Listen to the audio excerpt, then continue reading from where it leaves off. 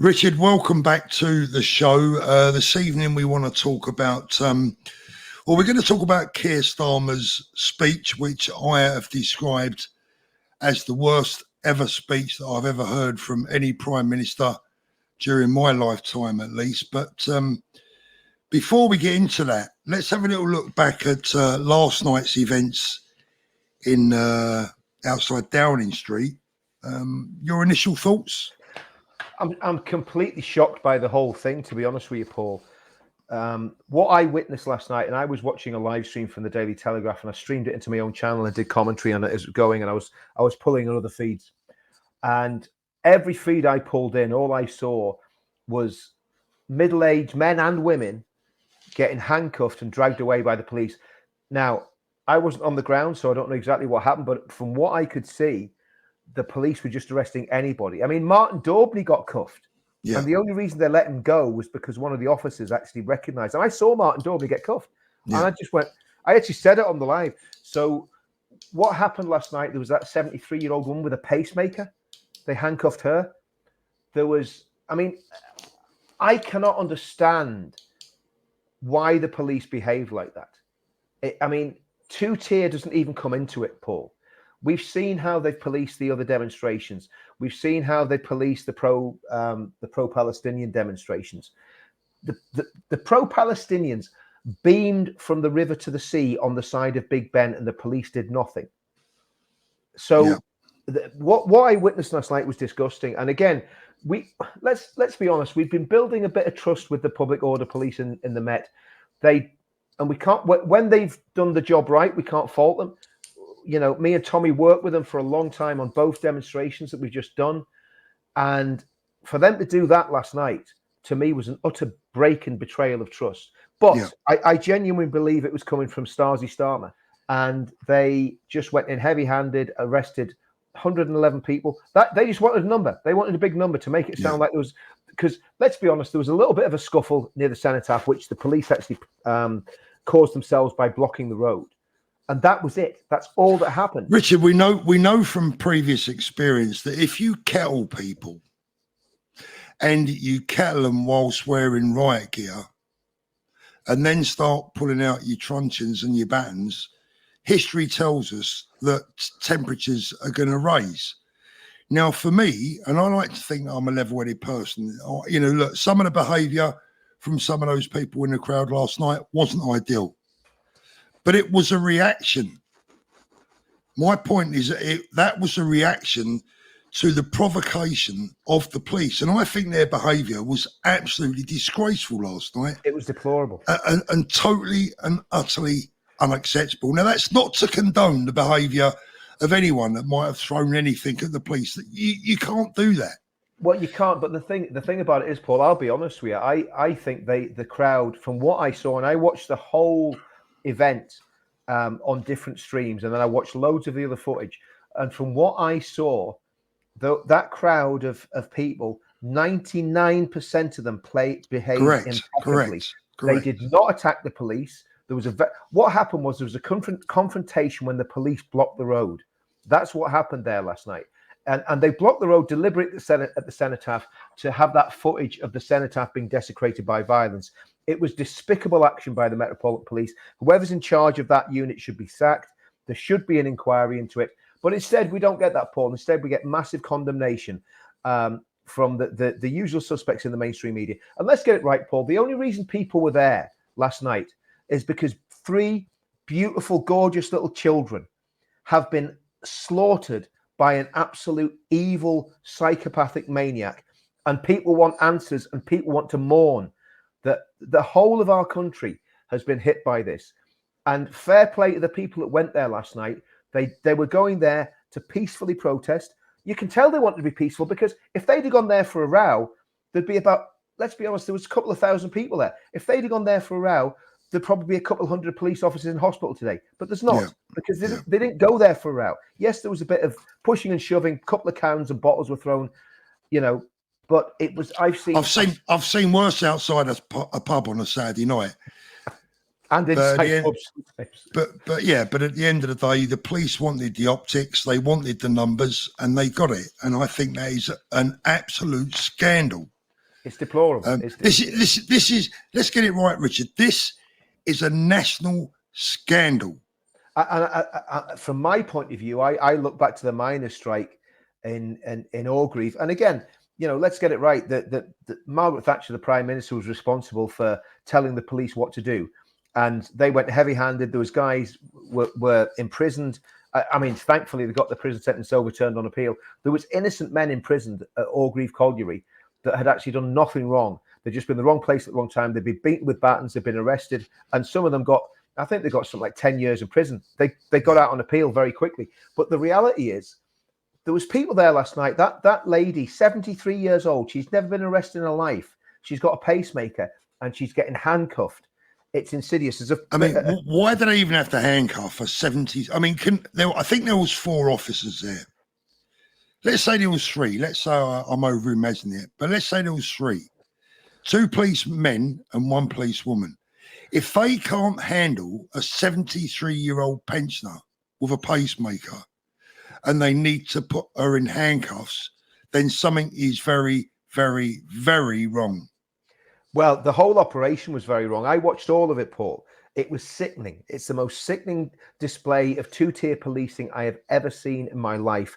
The Metropolitan Police should be ashamed of themselves.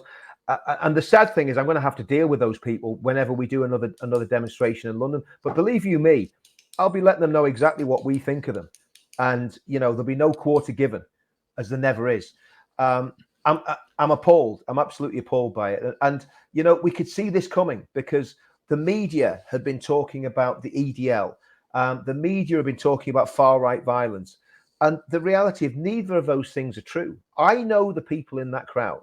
Not all of them, but I know a lot of them. Yeah. And I know where they come from. They are not far-right people. They're not racist. They're not fascist. They're angry dads. They're angry dads and angry granddads. Look, when you've got a crowd of let's say 2,000 people, yes, you can't be responsible for the odd hothead here and there. But I stick to what I said in my video earlier that I made earlier and went out earlier, that if the police had have just stood back and left everyone alone, none of that would have happened. But they wanted the optics, they wanted the numbers, and they got it, and they made sure they got it. Yes, they got part of what they wanted. But again, let's commend the people that went there and were kettled and didn't get violent with the police. That what the police wanted there was a mass riot. And that's what Keir Starmer wanted, I believe. Look, anyone watching this that doubts what we're saying, let's just look at this little bit of footage here. Now, here's the thing, Richard.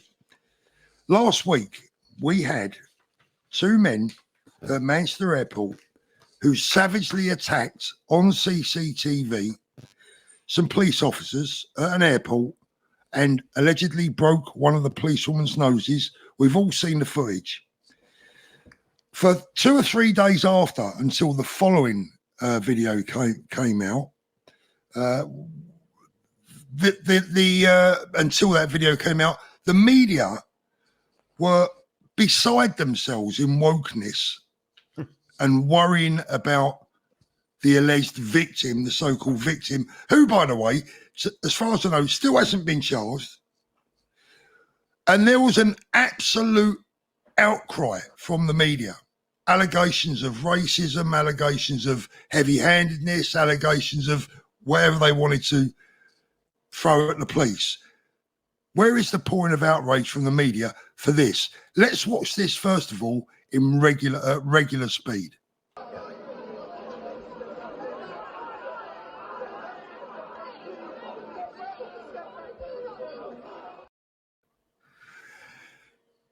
That looks bad, right? It doesn't look good at all. We've got a police officer there with a man who already has handcuffs on. So he is already restrained. He represents no threat, and he is completely and utterly surrounded by other police officers who, by the way, are all wearing riot gear. Now let's watch this in slow motion and count the blows.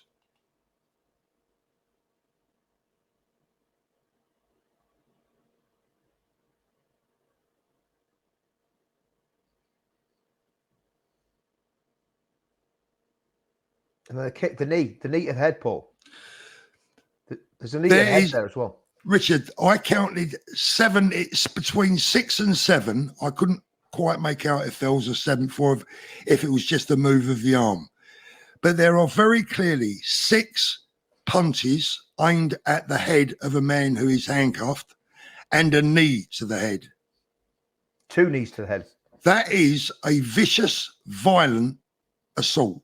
Absolutely. In anyone's book, in anyone's language, that is an imprisonable offence. We'd go if we did that, Paul. We'd go to jail.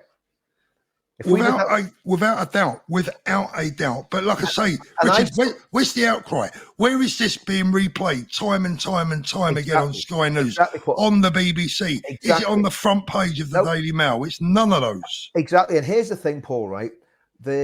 I saw the whole of that footage. That guy had done nothing. I've seen the footage. He was just a guy standing in the crowd. They went in, they grabbed him, they dragged him out of that crowd because they seem to be picking people completely at random. Like I said earlier, they picked up Martin Daubney. They arrested him. He was pulled out of the crowd. He didn't resist. He struggled a little bit as you would if a whole lot of burly police officers grab hold of you. It's a criminal offence, Richard. It's a criminal offence. But you've got to understand, Paul, we are not counted as human beings anymore. That's the truth. You know, the British people, and actually there was in that footage there was black people getting arrested and manhandled and roughed up. Oh, they don't care. They don't care. There was Asians, because they were standing with us. They don't care. They see us, you know. And this is this is only a month into this absolute psychopath's reign of terror.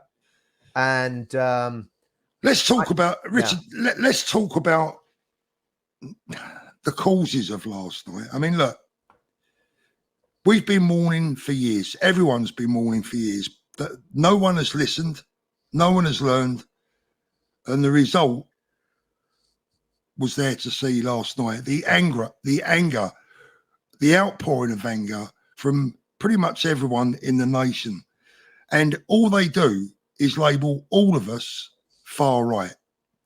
17 stabbings in the UK in under 24 hours. A gang fight in Southend with machetes on the street. 3 young, beautiful angels slaughtered going to a Taylor Swift dance class. Tell me where we've lost the plot. Is this a bad dream? Is this, and we're the bad guys? We're the bad guys for calling this out. This is a bad dream. It has to be. Paul, it is a nightmare scenario. This is what happens when you get completely immoral people running your country, and that goes for the Conservatives and the Labour Party. Absolutely, it's the Unity Party, but the Labour Party are far worse and far more dangerous. That's the reality. At least there's the odd decent person in the Conservative Party. I can't see one decent person in the Labour Party. They are against everything that's good, Paul. They are steeped in darkness and evil. We're in a very dangerous and dark situation.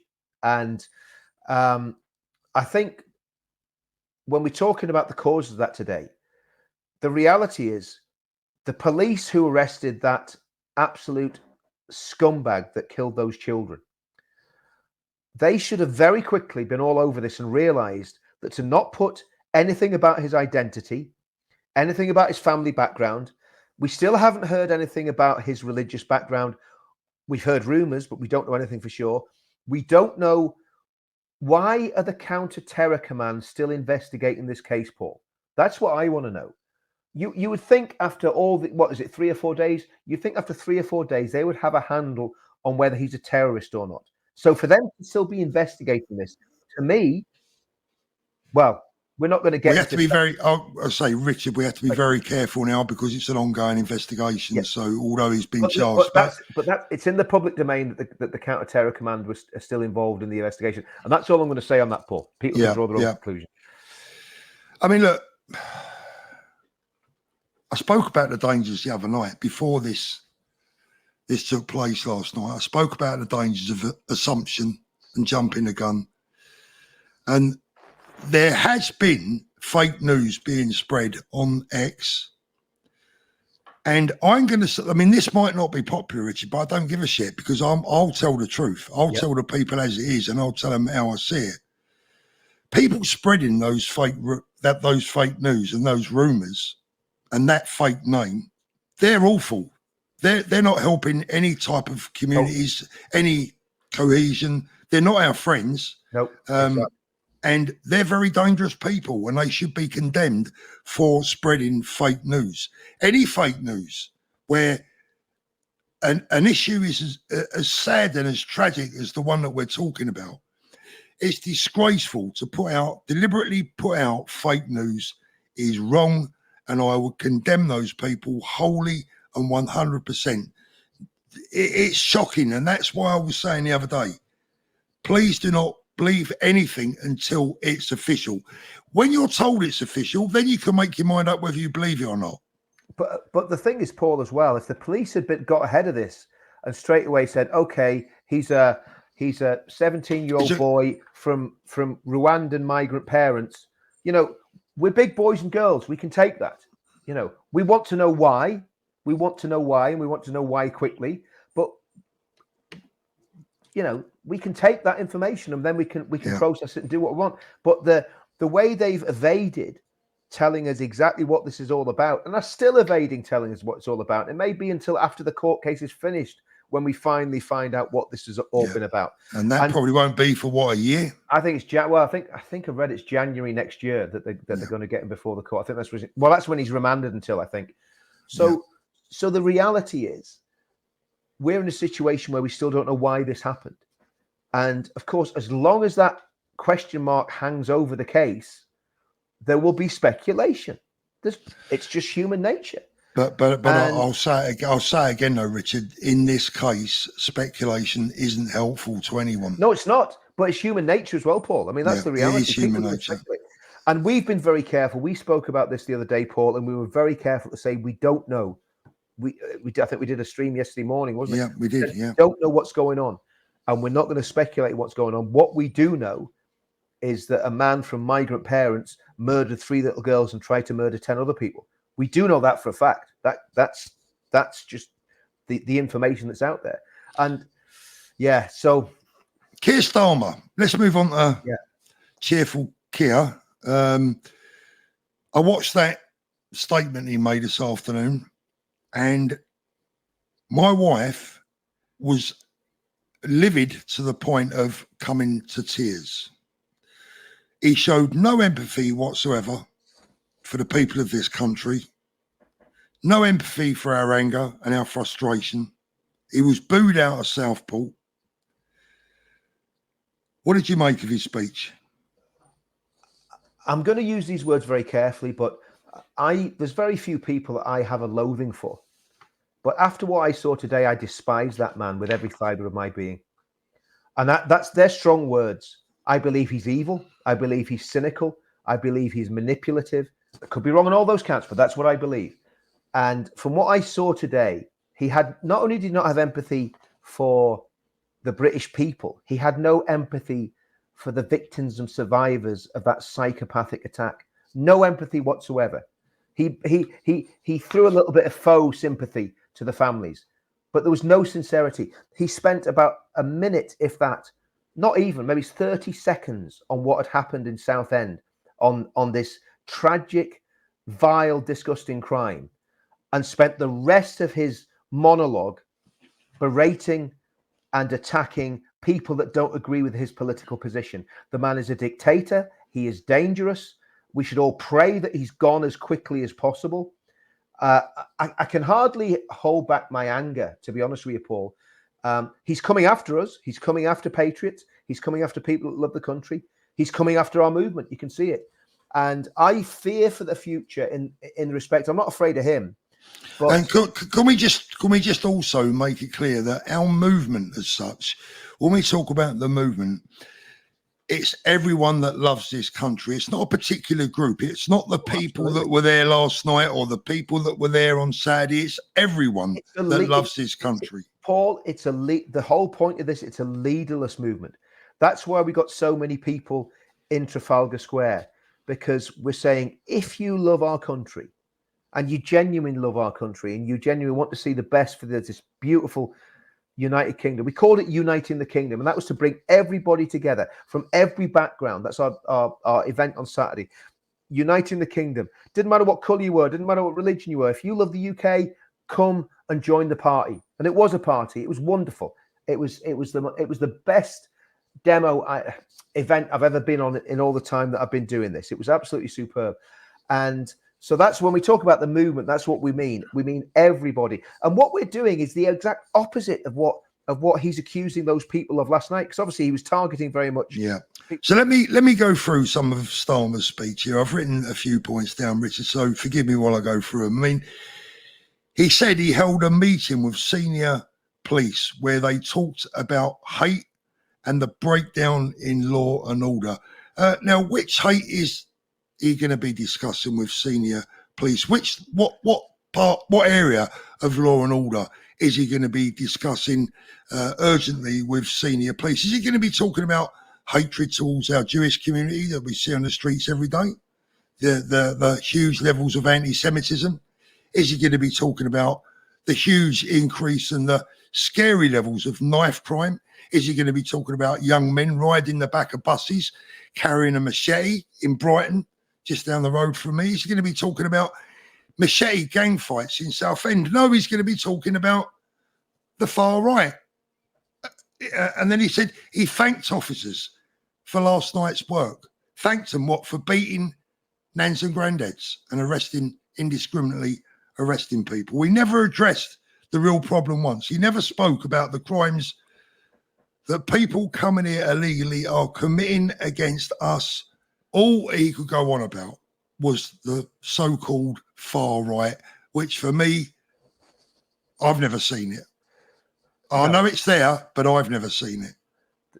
The reality is what he has done in one foul swoop, Paul, is alienated and ostracized at least 30 million people in this country.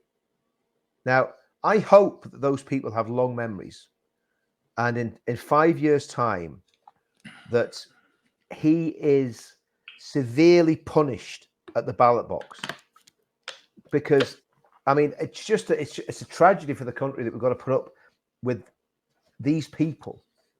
I'm trying to pick my words carefully, Paul, because what I don't want to do is just go on an absolute rant.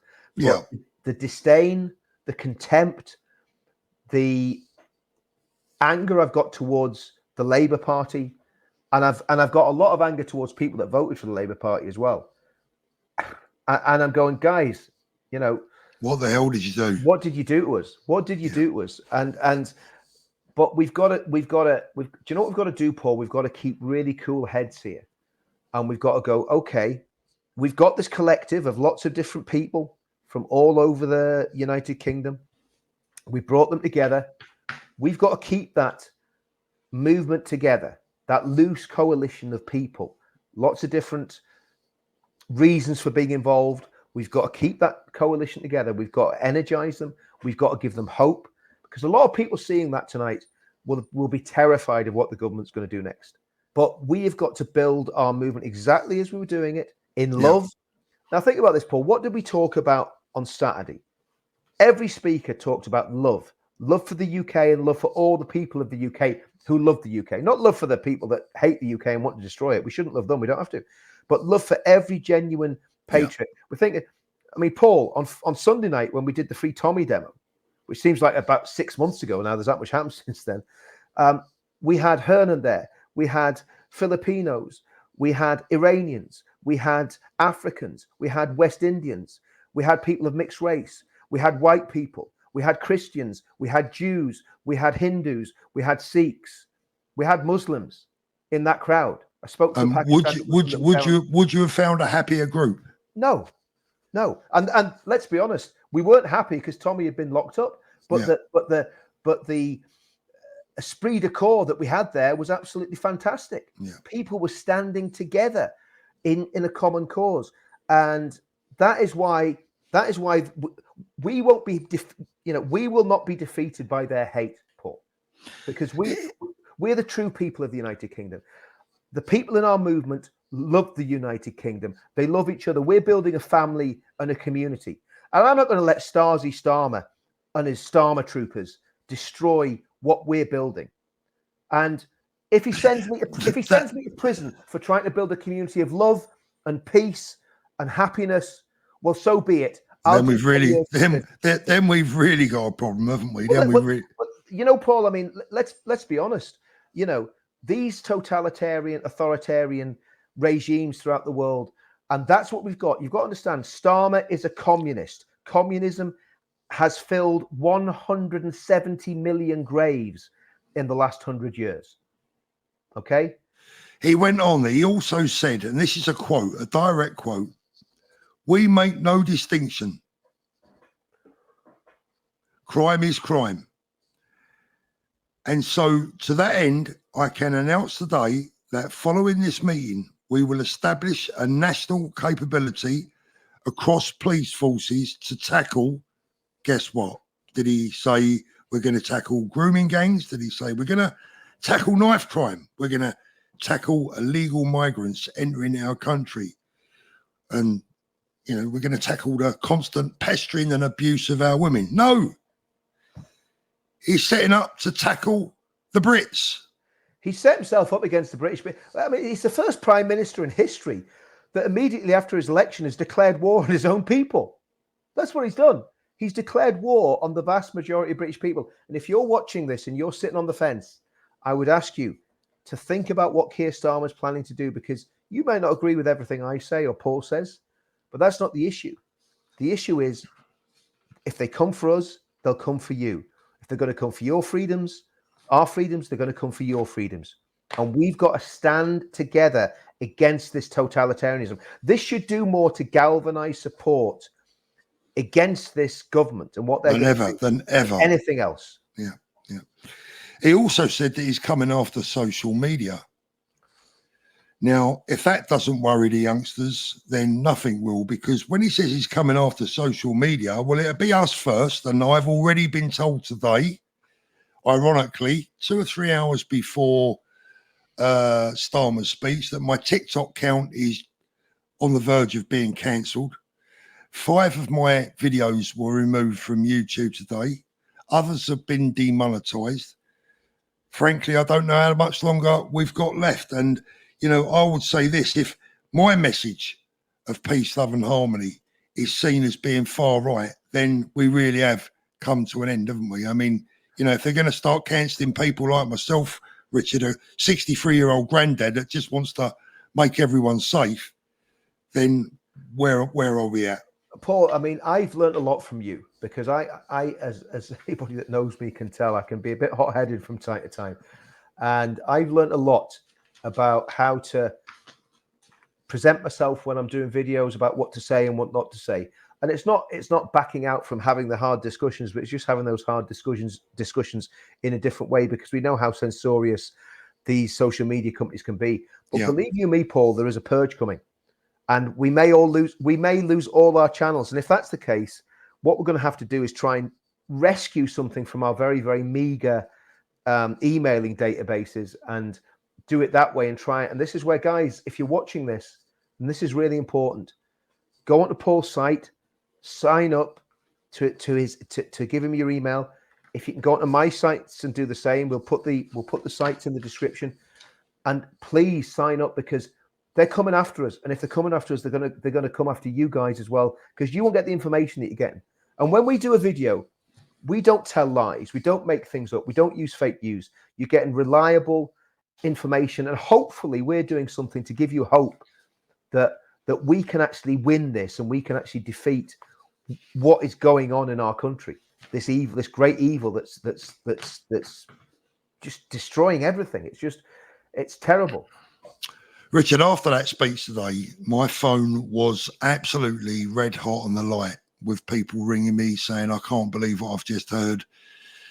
One of my daughters rung up. She was distraught. She's saying to me, Dad, did you just hear what he's been saying? And I said, yep. She said, what do you think? And I'm going to be honest. I'm going to tell you what I told her. This is my 29-year-old daughter. I said, honey, make plans to leave. I think you got to go. You know, you got to take the kids. You've got to get them out of here. You know, now I don't want them to go, Richard. And I'd like to see them stay and, you know, for want of a better expression, fight for their country. But this is my daughter and my grandchildren. I don't want them involved in political battles and arguments and problems and, you know, arguing with people that want something different. I just want them to live a happy life. And I don't see them being able to do that here. So my advice to them right now is, if you can, get out and come back when the country's been won back or it's in safer hands. I would have a slightly different take on it than that. I mean, my son's living abroad anyway. He married a girl from the Philippines, so he's living out in the Philippines. So he's safely offside. But my daughter and my grandkids, they're settled. They've got all the family around them, you know. And the thing is, Northern Irish people are different. We've got a community, and believe you me, if it comes to it, we'll fight. If it comes to it, we'll fight. So I'm not gonna flee, and I'm not gonna ask my family to flee. I'm gonna stay and try and do my best, everything in my power, to win this battle. And I honestly, Paul, I believe good's on our side. I believe God's on our side, and I believe we will win. If I didn't think we were going to win, I wouldn't be doing this. Oh, I think good will prevail when the end, Richard. But I've just, you know, for the youngsters right now, I'm just so worried for them. I mean, every single time now that any female member of the family is out walking the streets these days, you just don't know who's following them, who's watching them, what those people have got in their pockets, what they're prepared to do. You don't know what their motives are, where they've come from after bloody time. And the worry, quite frankly, is eating away a lot of people.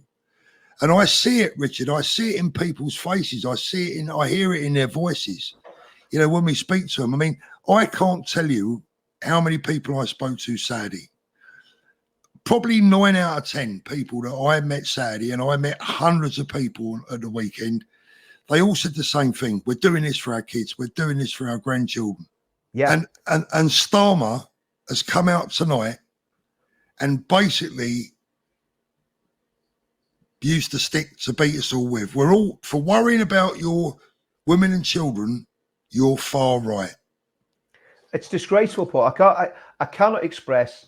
I mean, I'll be honest with you. If we ever gain power, I hope that we can dig through the past of these people and find if they've committed any criminal offences, particularly treason. And I would love to see some of these people tried for treason and see how that goes for them. Because what they've done to our state, and it's not just Starmer, it's the whole political establishment, they have destroyed our beautiful home, our beautiful country. Tony Blair, for a start, he'd be first up. Blair with his immoral wars, his wars based on lies. And let's get it right. David Cameron did the same with, I think it was Libya, wasn't it? And wanted to take us to war in Syria. Yeah. They're trying to take us to war in Ukraine. You know, I mean, it's and this is where we have to be fair as well, Richard, because Tony Blair's government and what he did to two countries that we now have problems with, whose fault was that? What about their kids? What about their families that lost families? I'm not even sure what the eventual death toll was, but it was. I think it was into the millions, Paul. Unforgivable. And funny enough, I remember watching a Newsnight program, and this was actually before the invasion of Iraq. And Tony Benn was a left-wing MP, right? Sympathetic to the Republican cause in Ireland. But I had a lot of respect for Tony Benn because even though he was a lefty, he was a man of character and he was a man that stood up for what he believed in. And I remember watching him, and there was cruise missiles landing in Baghdad, and it looked like a video game. And he said, there was tears in his eyes. He said, "You think that's just video on your screens watching this at home?" He says, "But every single one of those bombs is killing men, women, and children." And he was right. Yeah. He was right. Now, I believe these people are so psychopathic. They don't care about people. The communists only care about power. There is nothing else other than power. And that what they must do is get power at all costs so they can impose their warped sense of an egalitarian paradise on us, which we know doesn't work because we saw what happened in China. We saw what happened in Russia. We saw what happened in Vietnam and Cambodia and everywhere else that they tried the communist experiment. talking like Starmer did today shows a great deal about that man's morality, and there isn't any. It's as simple as that. I'm wondering actually if someone can, someone a lot more qualified than I, you might be able to do it, is to listen very carefully to that statement, word for word, and really analyse what he said, because I think it sent a shiver down my spine. An absolute shiver down my spine. Me too. Richard, as always, thank you so much for joining us. It's been great to have you back on the show. For you guys out there, I know a lot of you are going to be distressed, disturbed, upset, worried, concerned. Our message remains the same. Please remain peaceful. I know it's hard. We understand your anger. We understand your frustration.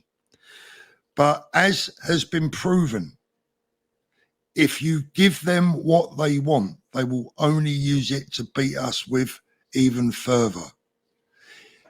If you want to demonstrate, that's fine. If you want to be angry, that's fine. If you want to shout, that's fine. But please stay within the law for your own sakes and for your family's sakes. And do you know what? I suggested that that demonstration yesterday was a candlelit vigil, and to much hilarity from certain quarters. And I think if it had been a candlelit vigil, they would have still beaten them off the street. Yeah. Now, but what I suggest what I suggest we do is we double down on doing things in peace and love and try to build unity and try to bring people together. We double down on that. We don't play their game. We don't play their game.